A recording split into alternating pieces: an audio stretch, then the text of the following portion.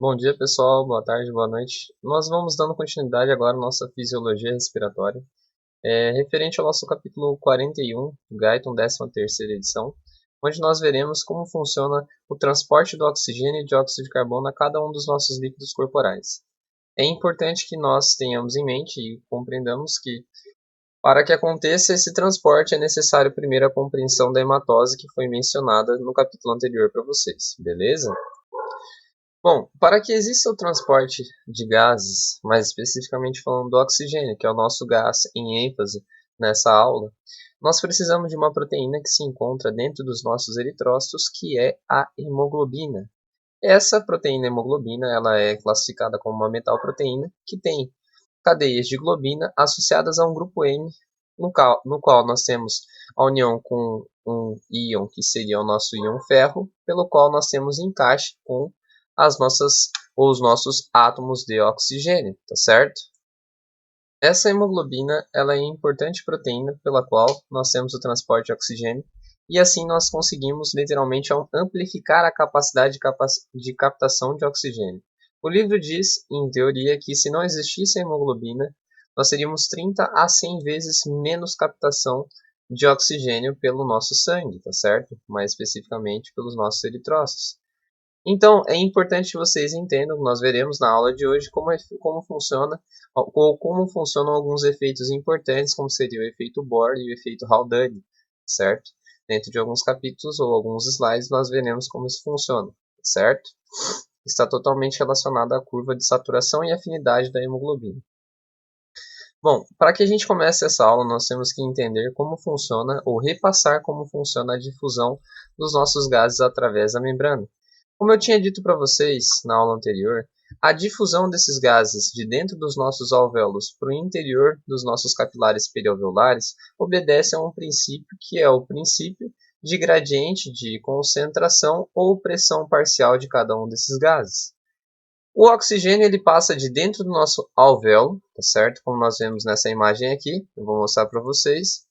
Ele passa aqui de dentro dos nossos alvéolos para dentro dos nossos capilares perialveolares, porque a sua pressão ela é maior dentro do nosso saco alveolar do que no nosso capilar perialveolar. A conclusão que nós chegamos na aula passada foi que nós tínhamos, então, essa pressão ela é maior dentro do nosso saco alveolar do que dentro do nosso capilar perialveolar. A conclusão que nós chegamos era de que essa pressão de oxigênio parcial era de 104 mm de mercúrio dentro do nosso alvéolo e neste sangue desoxigenado era de 40 mm de mercúrio. Como a pressão é maior aqui dentro, esse gás ele conseguia atravessar no sentido dos capilares perialveolares, como eu mencionei para vocês anteriormente, não é isso? Já o dióxido de carbono, ele obedecia ao movimento contrário. A nossa movimentação de dióxido de carbono era dos capilares perialveolares no sentido saco alveolar, porque este nosso sangue desoxigenado tinha uma pressão parcial de 45 mm de mercúrio e o interior deste nosso saco alveolar tinha uma pressão de 40. Logo, ele passava de capilares perialveolares para dentro do nosso saco alveolar. Isso tudo fornecia um sangue nessa composição aqui, tá certo? E aqui nós vamos dar nomes agora, nomes a este sangue, tá certo? Olha só como funciona. O que confunde muita gente é o seguinte, este extremo que nós visualizamos aqui, este extremo, tá certo? Que eu estou traçando para vocês, se o sangue é desoxigenado, ele é proveniente de qual estrutura anatômica, pessoal? Isso vocês não podem se esquecer. Ele é proveniente das nossas artérias pulmonares. Lembrem bem que eu fiz um repasso anatomofisiológico para vocês e nós tínhamos o seguinte, o coração ele enviava este fluxo sanguíneo desoxigenado por meio das suas artérias pulmonares. Então vocês têm que imaginar que essa aqui é a porção terminal das nossas artérias pulmonares. Esse sangue está chegando desoxigenado. E ele está sendo oxigenado pela nossa hematose, como nós estamos vendo, contato com o nosso saco alveolar, e nós temos um sangue oxigenado sendo transmitido pelas nossas veias pulmonares, tá certo? Pelas veias pulmonares. Agora, por uma conclusão lógica, nós pensaríamos que o sangue, então ele vai ter um valor de pressão parcial de oxigênio de 104 mm de mercúrio, que foi o resultado final que a gente obteve. Mas na realidade isso não acontece. E agora nos próximos capítulos, nos próximos slides, nós vamos entender o porquê. Isso aqui é a base da nossa gasometria, por exemplo. Olha só, o que acontece na prática é o que eu mencionei ali para vocês, tá certo? Eu vou até tirar minha janelinha daqui para vocês poderem ler, tá certo? Como funciona. Olha só que interessante. Eu coloquei aqui para vocês um slide, depois vocês podem ler em casa. E nós temos o que nós chamamos de shunt fisiológico ou fluxo de derivação. Eu não sei se vocês se acordam, se recordam, tá certo? Acordam em espanhol. Mas o nosso sistema de circulação pulmonar ele tinha dois componentes, tá certo? Um componente de baixa pressão e um componente de alta pressão. Isso é importante? Com certeza é importante, pelo seguinte: como o livro diz, 98% do nosso sangue é oxigenado, tá certo? E ele foi oxigenado por quê? Porque ele entrou em contato com o nosso saco alveolar e realizou esse processo de hematose. Só que 2% não é oxigenado, ou seja, 2% não sofre esse intercâmbio gasoso. De onde seriam esses 2%, professor? Por que 2% não é oxigenado? Eu não sei se vocês se lembram, mas nós tínhamos as nossas artérias bronquiais que saíam diretamente da nossa aorta e elas realizavam a nutrição do nosso parênquima e tecidos respiratórios, brônquios, bronquíolos, etc. Lembram dessa artéria ou das artérias bronquiais? Lembram disso? Então, este sangue que vai ser ou vai funcionar como nutrição dos nossos tecidos respiratórios, ele não vai entrar em contato com sacos alveolares. Como ele não entra em contato com sacos alveolares, ele não é oxigenado. Ou seja, ele fica desoxigenado, ele não sofre oxigenação. Graças a isso, nós temos uma mistura desse sangue, que é desoxigenado, que não sofre oxigenação, com o sangue oxigenado que passou pelos nossos alvéolos. Isso vai fazer com que nós tenhamos uma baixa no promédio de pressão parcial de oxigênio que existia dentro do sangue. Nós vimos que no final, no fim das contas, nós tínhamos 104 milímetros de mercúrio de pressão, não era isso? Só que aquilo que é transmitido para a circulação, que chega ao nosso átrio esquerdo, ele tem um valor de 95 milímetros de mercúrio. E por que ele tem um valor de 95 milímetros de mercúrio? É pelo que eu falei para vocês. Porque ele recebe esse shunt fisiológico, essa mistura, essa mescla venosa fisiológica, que não é exposta aos nossos sacos alveolares, tá certo? Então, graças a isso, nós temos o que eu mencionei para vocês, que é um shunt ou curto-circuito fisiológico natural baixando os valores. Olha só como isso se traduz no livro ou no gráfico que nós temos no nosso material. O nosso sangue venoso, tá certo? Ele vai ser transportado. Vamos imaginar toda a sequência de eventos que nós já vimos até então, beleza? Repassando. Sangue venoso, que é retirado dos nossos tecidos, é enviado ao nosso coração direito. E do nosso coração direito, nós enviamos ele aos nossos pulmões por meio das artérias pulmonares com um valor de pressão de oxigênio baixa, de 40 milímetros de mercúrio, porque é um sangue desoxigenado que foi utilizado, tá certo?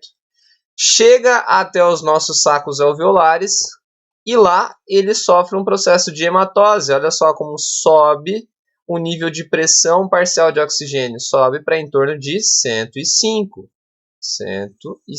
milímetros de mercúrio, tá certo? Subiu para 105. Só que percebam que nós temos esse leve descenso, trazendo esse valor aqui para um valor de 95 milímetros de mercúrio. Por que nós temos essa queda de 105 para 95? É pelo que eu falei para vocês. A mescla ou curto-circuito fisiológico, certo? Shunt fisiológico, também pode ser chamado dessa forma. Então, aquilo que vai ser transmitido de fato para a nossa circulação, o nosso sangue arterial sistêmico tem um valor de pressão de oxigênio de 95 milímetros de mercúrio. Na medida em que esse oxigênio vai se desprendendo, e nós veremos como ele faz isso, nós vamos tendo uma diminuição na pressão de oxigênio, porque o oxigênio vai sendo distribuído. Então vai caindo esse valor até que ele retorne aos nossos níveis baixos de 40, se tornando um sangue desoxigenado, que é o nosso sangue venoso. Beleza? Então aqui nós chegamos à nossa constituição normal da distribuição com valores de pressão de oxigênio na circulação e nos nossos tecidos. Percebam o que eu mencionei para vocês. O sangue, quando chega aos nossos capilares periféricos, sistêmicos, ele já tem um valor de 95, graças ao shunt fisiológico que eu falei para vocês. Olha só que interessante. A difusão desse gás oxigênio sempre vai obedecer aquele princípio físico que a gente falou na aula passada, diferença de pressão. Esse sangue oxigenado arterial está chegando nos nossos tecidos e ele vai transmitir esse oxigênio para cada uma das nossas células, de cada tecido em questão. Como acontece isso, professor? Por diferença de pressão. Esse sangue oxigenado tem uma grande pressão de 95 nível de mercúrio e o tecido ele tem uma baixa pressão porque ele está pobre em oxigênio, tem pouca quantidade de oxigênio. Quais seriam os valores que nós encontramos nos nossos tecidos? O interstício, que seria o líquido que banha as nossas células, tem um valor de pressão de 40 milímetros de mercúrio. Então pensa comigo, sempre diferença de pressão. Vai do de maior pressão para o menor pressão. De 95 ele vai passar para o interstício, que tem valores de em torno de 40 milímetros de mercúrio, então entra nos nossos tecidos no interstício. E no interior das nossas células, o Guyton traz para a gente que nós temos valores de 5 a 40 milímetros de mercúrio, com um promédio funcional de 23 milímetros de mercúrio. Então pensa, teu oxigênio passou para o interstício, agora ele está gerando grandes pressões no interstício e do interstício ele vai para dentro da sua célula realizar a nutrição da sua célula. Então esse é o transporte de oxigênio. Na medida em que esse oxigênio vai sendo transportado, percebam essa setinha. Ele vai entrando no seu tecido, vai diminuindo a quantidade de oxigênio disponível aqui dentro do sangue e, consequentemente, os seus valores de pressão. E logo nós temos um sangue venoso caindo para os valores de 40 novamente, que é o que vai ser transportado por meio das nossas veias de volta ao nosso coração direito, tá certo? Então esse é o transporte do oxigênio para os nossos tecidos, tá certo? Como o livro diz para a gente, nós temos dois fatores principais que influenciam na pressão de oxigênio do nosso interstício, que seriam a taxa de transporte desse oxigênio a cada um dos nossos tecidos e a taxa de consumo desse oxigênio pelos tecidos. Como assim, professor? Vamos entender como funciona. Pensa comigo. Se eu tenho um maior fluxo sanguíneo, por exemplo, uma situação de vasodilatação, o fluxo sanguíneo vai aumentar.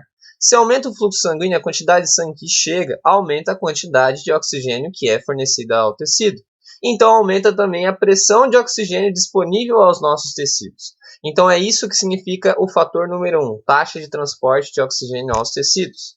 O fator número 2, ele fala a respeito da taxa de consumo. O consumo seria a utilização. O oxigênio é o nosso item fundamental. Ele é utilizado para as nossas reações metabólicas. Se eu gasto, se eu utilizo muito oxigênio, eu vou diminuir a disponibilidade desse oxigênio nos meus tecidos, tá certo? Então percebam que o fator número 2, ele é inversamente proporcional. Eu estou utilizando muito oxigênio, então a disponibilidade dele cai no nosso interstício, tá certo? Estes são os nossos dois fatores.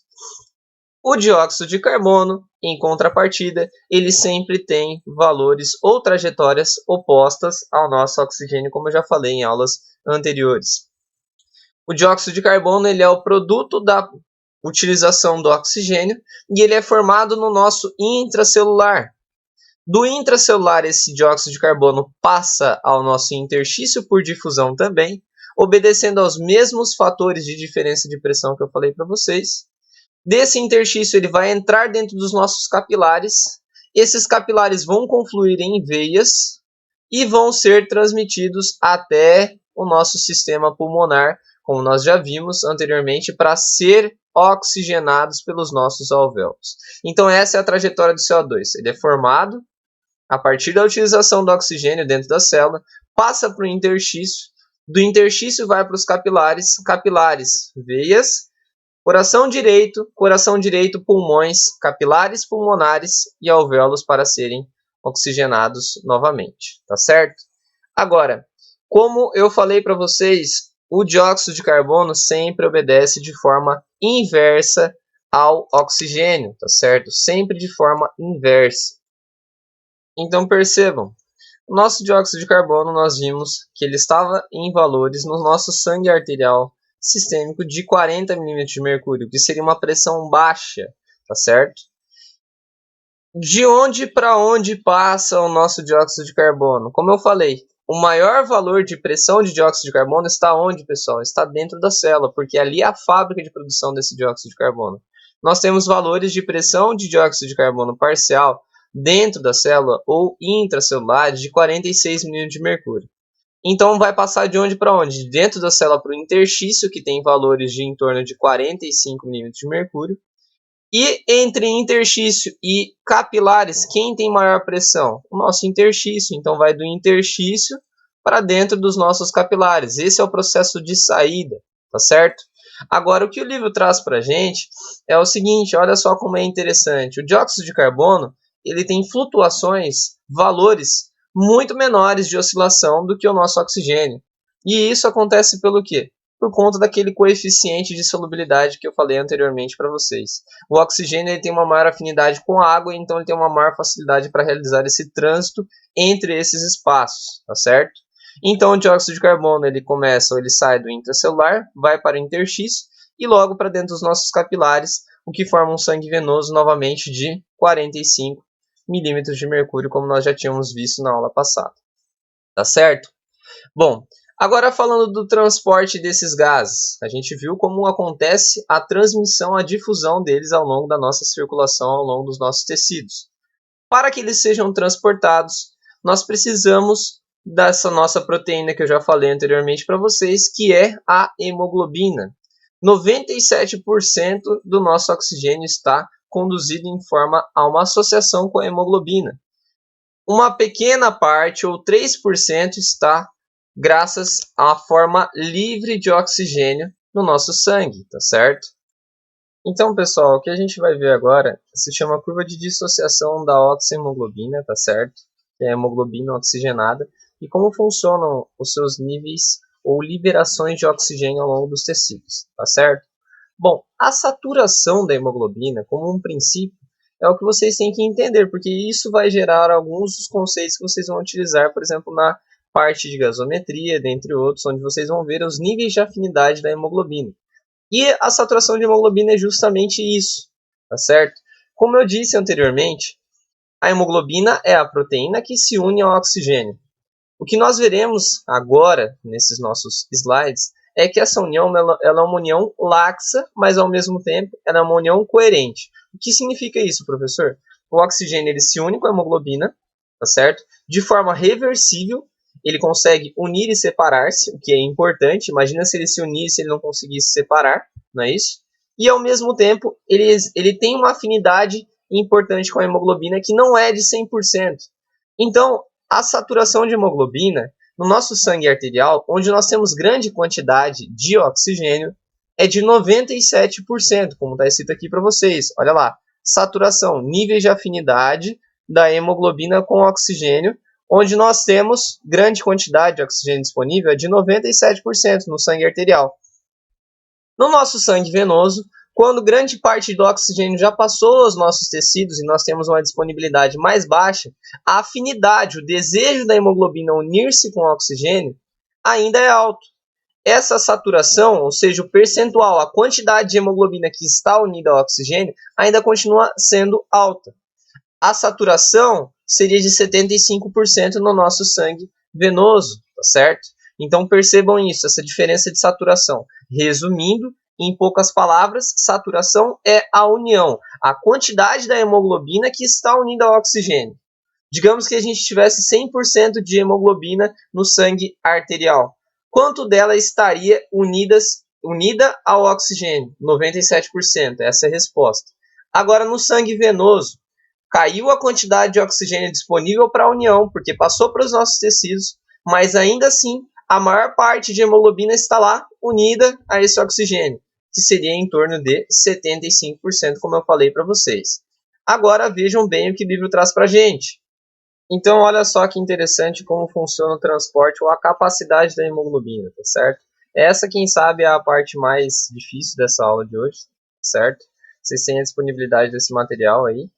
E eu tentei fazer um resumo, isso aqui é uma foto do meu caderno, tá? É um pouquinho difícil transmitir contas e equações para vocês à distância dessa forma, mas eu vou tentar transmitir, tá certo? Bom, Para vocês terem uma noção, em 100 ml de sangue, nós temos em torno de 15 gramas de hemoglobina. Se toda essa hemoglobina, todos esses 15 gramas, estivessem unidos, nós teríamos uma saturação de 100%. Essa é a nossa hipótese número 1. Saturação de 100%, tá certo? Nós sabemos, na verdade, isso é um valor que os químicos trazem para a gente, que 1 grama de hemoglobina é capaz de transportar 1,34 ml de oxigênio. Imaginem vocês que todas essas 15 gramas estejam transportando, cada uma, os seus 1,34 ml de oxigênio. Então, no fim das contas, nós teríamos em torno de, como eu disse para vocês, 20,1 ml de oxigênio. Isso se toda a hemoglobina estivesse unida ao oxigênio. Só que nós vimos que nem toda a hemoglobina une-se ao oxigênio. No nosso sangue arterial, nós temos uma saturação, uma união de 97%, tá certo? Se uma saturação de 100% transportaria 20,1 ml, quanto seria uma saturação de 97%? Foi isso que eu trouxe aqui para vocês. Então, seria em torno de 19,4 ml de oxigênio. Estes 19,4 ml de oxigênio são transportados por 100 ml de sangue. Isso é o que acontece naturalmente no nosso sangue arterial, tá certo? Quando esse oxigênio ele é liberado nos nossos tecidos, nós temos no nosso sangue venoso uma saturação de 75%. Esses 75% seriam equivalentes a uma presença de oxigênio de 14,4 ml de oxigênio.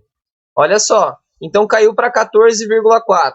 Agora pensa comigo, se eu estou transportando 19,4 ml de oxigênio no sangue arterial e no meu sangue venoso eu ainda tenho 14,4 ml de oxigênio, quanto que ficou nesses tecidos? Em torno de 5 ml. O que isso tudo quer me dizer, professor? São várias contas que demonstram qual seria o nível de utilização desse oxigênio pelos nossos tecidos. Percebam que foi pouco, foi baixo, foi em torno de 5 ml de oxigênio. Esses 5 ml de oxigênio são chamados de coeficiente de utilização, que seria em torno de 25% daquilo que é oferecido. Em outras palavras, traduzindo de forma mais simples, o teu sangue arterial leva em torno quase 20 ml de oxigênio. Desses 20 ml, só 5 são utilizados, sobram 15. E, em situações, esses nossos ml de oxigênio podem ser mais utilizados ou menos utilizados, como é o que o livro traz. Na questão do exercício físico, nós podemos utilizar até 15 ml de oxigênio.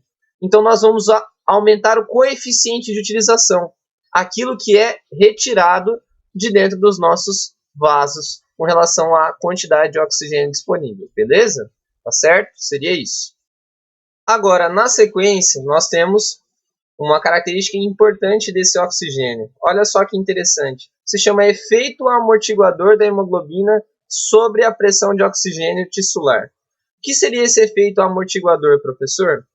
Nós temos uma união do oxigênio com a hemoglobina de forma laxa, mas de forma coerente, como eu falei para vocês. Tá certo? A hemoglobina apresenta uma característica que se chama efeito tampão ou efeito amortiguador. O que seria isso? Ela percebe os tecidos que apresentam maior necessidade de oxigênio e libera esse oxigênio nos tecidos que precisam de maior quantidade de oxigênio. Como ela faz isso? Percebendo os níveis de pressão de oxigênio nessa região. Então, essa é a característica de efeito amortiguador. Ela libera oxigênio naqueles tecidos onde existe maior deficiência de oxigênio, tá certo? É por meio desse mecanismo que, independente de variações bruscas na pressão, como seriam situações de altas altitudes ou diminuições nos valores de altitudes, que nós mantemos os nossos valores de pressão de oxigênio dentro dos seus valores normais, tá certo? Então, o objetivo do efeito tampão é manter valores normais de pressão de oxigênio, sempre, de maneira estável, tá certo? E finalizando essa nossa aula, tá certo? Nós vemos a curva de saturação da hemoglobina, tá certo? Ou seja, o que influencia ou como funciona a hemoglobina. É muito importante que nós tenhamos isso em mente. Como eu falei para vocês, a hemoglobina é uma proteína que ela pode estar mais afim do oxigênio ou menos afim do oxigênio. Ela tem uma união laxa, reversível e que é coerente a cada situação. Então, pensando nisso, nós temos essa curva aqui que nós vemos na tabelinha do Guyton para vocês. Olha só, essa seria a curva normal, nosso pH normal de em torno de 7,4, tá certo? Quando nós temos algumas alterações, nós vamos ter aquilo que é conhecido como desvio à direita e desvio à esquerda, tá certo? Neste sentido aqui é um desvio à direita e neste sentido é um desvio à esquerda. Eu sempre gosto de colocar mnemotécnicas para auxiliar neste processo, tá certo? O que seria ou qual seria a mnemotécnica que nós utilizamos, professor? O que a gente pode utilizar para lembrar disso daqui? Olha só. Então, a mnemotécnica seria o seguinte, tá certo?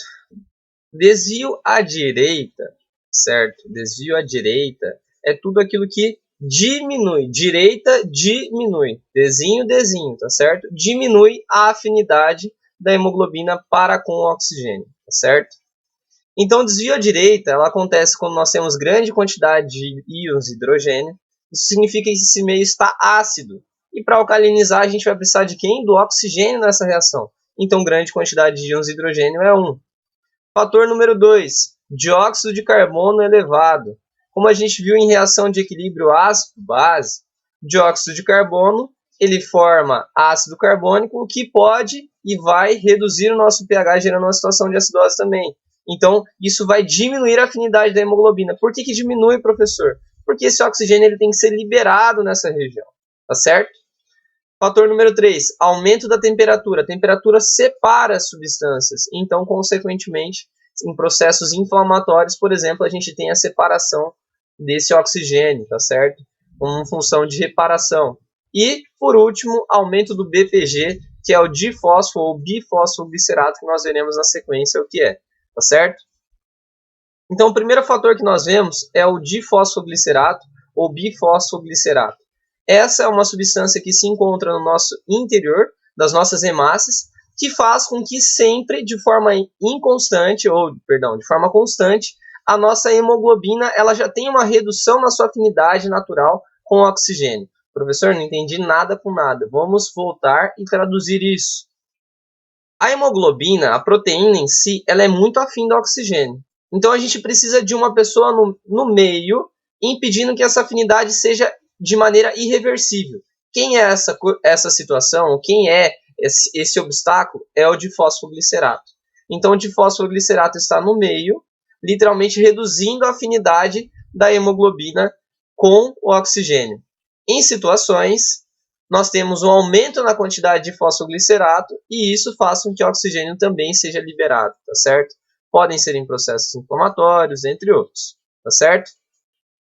Então, um exemplo de situação fisiológica onde nós temos esse desvio direita é o nosso efeito Bohr, tá certo? O efeito Bohr é traduzido em desvio à direita. Diminui a afinidade da hemoglobina com o oxigênio para que ele seja liberado dos nossos tecidos. Um exemplo de situação típica fisiológica que nós possuímos. O exercício físico que está sendo mencionado aí para vocês. Durante o exercício físico, pensa comigo o que acontece com os teus músculos. No teu músculo, você tem uma maior utilização de oxigênio e uma maior produção de dióxido de carbono. Então, voltando na tabelinha que nós acabamos de falar, olha só, voltando.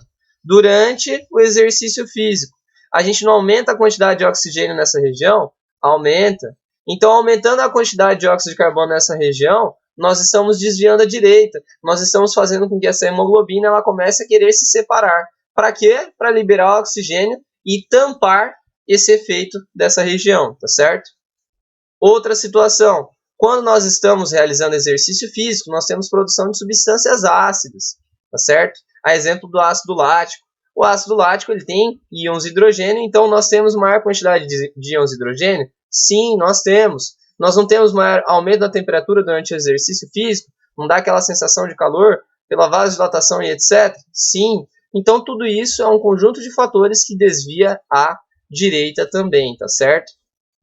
Fisiologicamente, isso é conhecido, esse desvio à direita também pode ser conhecido como efeito Bohr, tá certo?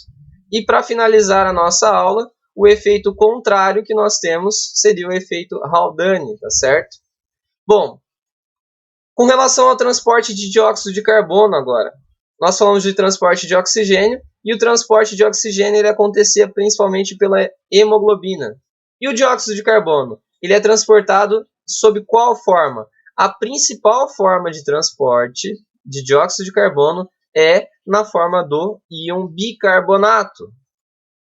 Agora, a pergunta que pode surgir na cabeça de vocês é: de onde surge esse íon bicarbonato? A reação está aqui nessa imagem que é trazida pelo livro.